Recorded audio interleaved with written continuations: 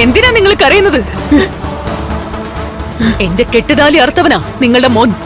സ്വന്തം ആങ്ങളെ തന്നെയല്ലേ മോളെ അതിന്റെ കാരണക്കാരൻ? ആങ്ങളെയും എന്റെ അമ്മയച്ചന് കണക്കാ.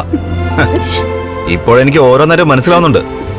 നിങ്ങളുടെ മോന്റെ ദേഹത്ത് ബാധ കയറിയപ്പോ അയാൾ സത്യങ്ങളെ വിളിച്ചു പറയാൻ പോയത്. അന്ന് കൂടെ നിന്നവരിൽ എന്റെ അമ്മാവൻ ഉൾപ്പെടെ ഉള്ളവര് അയാളുടെ വാ മൂടിക്കെട്ടുകയായിരുന്നു. അതിന്റെ കഥ പറയാനാണെങ്കിൽ ഒരുപാടുണ്ട്. എന്തായാലും കണ്ണൻ നേരത്തെ സത്യങ്ങളൊക്കെ തിരിച്ചറിഞ്ഞതാ, എന്നിട്ട് ക്ഷമിച്ചു. പക്ഷേ മഹിയെ തള്ളി താഴെയിട്ട് മഹിയെയും കുഞ്ഞിനെയും കൊല്ലാൻ നിന്റെ ഭാര്യ നോക്കിയതോടെയാ ഇനി ശത്രുക്കൾ കരയണമെന്ന് ഇവൻ അങ്ങ് തീരുമാനിച്ചത്.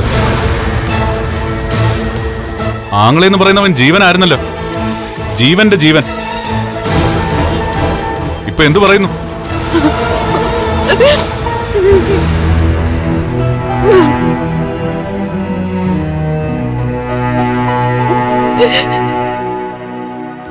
ഇനിയെങ്കിലും നല്ലവരെ തിരിച്ചറിയാൻ നോക്ക്, നല്ലത് ചിന്തിക്കാനും.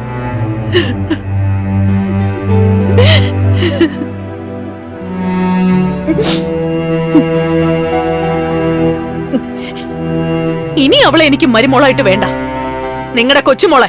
മോളെ ദുർഗേ, അവള് എന്റെ വിശ്വേട്ടന്റെ കൊലയാളിയുടെ മകളാ.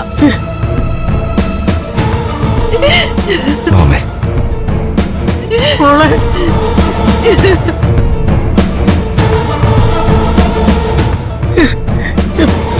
പ്രതാപചന്ദ്രൻ സത്യം പറഞ്ഞത് എന്തുകൊണ്ടാണെന്ന് ഞങ്ങൾക്കറിയാം. അത് ഞങ്ങൾ നേരത്തെ ഒരുക്കിയൊരു കെണിയാ. വർഷങ്ങൾക്ക് മുമ്പ് നടന്നൊരു കേസല്ലേ. കോടതിയിൽ പ്രതാപനും വാമദേവനും മൊഴി മാറ്റിയാൽ ദൈവത്തിന് സത്യങ്ങൾ അറിയാമെങ്കിലും കോടതി അവിടെ വരുന്ന തെളിവ് മാത്രമേ കണക്കിലെടുക്കൂ. അതുകൊണ്ടാ ഒരു മുഴം മുന്നേ ഞങ്ങൾ എറിഞ്ഞത്. കാലം കറങ്ങി കറങ്ങി നമ്മൾ ചെയ്ത കർമ്മത്തിന്റെ ഫലം നമുക്ക് തരും. 10-20 വർഷങ്ങൾക്ക് മുമ്പ് നടന്ന സംഭവ. എന്നിട്ടും അതിന്റെ അലകൾ ഈ അന്തരീക്ഷത്തിൽ തന്നെ ഉണ്ടായിരുന്നു. അതുകൊണ്ടാ നിങ്ങളുടെ മകന് സമനില തെറ്റിയത്, അയാള് സത്യങ്ങൾ വിളിച്ചു കൂവിക്കൊണ്ട് നടന്നത്. എന്റെ രണ്ടാനമ്മ ഇപ്പൊ ഇവിടെ ഒന്ന് പറഞ്ഞതൊന്നും ഞാൻ മുഖവിലേക്ക് എടുക്കുന്നില്ല. പക്ഷെ ഒന്ന് നിങ്ങൾ ഓർത്തോ, റിമാൻഡിന്റെ കാലാവധി കഴിഞ്ഞ് പ്രതാപനും വാമദേവനും പുറത്തു വന്നാലും ഇനിയും കേസ് നടക്കും.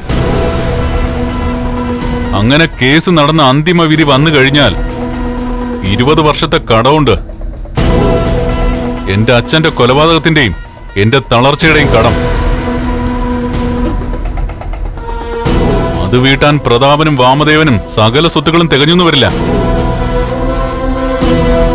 അതുകൊണ്ടേ കൊച്ചുമോളോടും കൂടെ പറഞ്ഞേക്ക്, ദാരിദ്ര്യം അവളെ കാത്തിരിക്കുന്നേന്ന്. നിങ്ങളും അത് മനസ്സിൽ വെച്ചോ.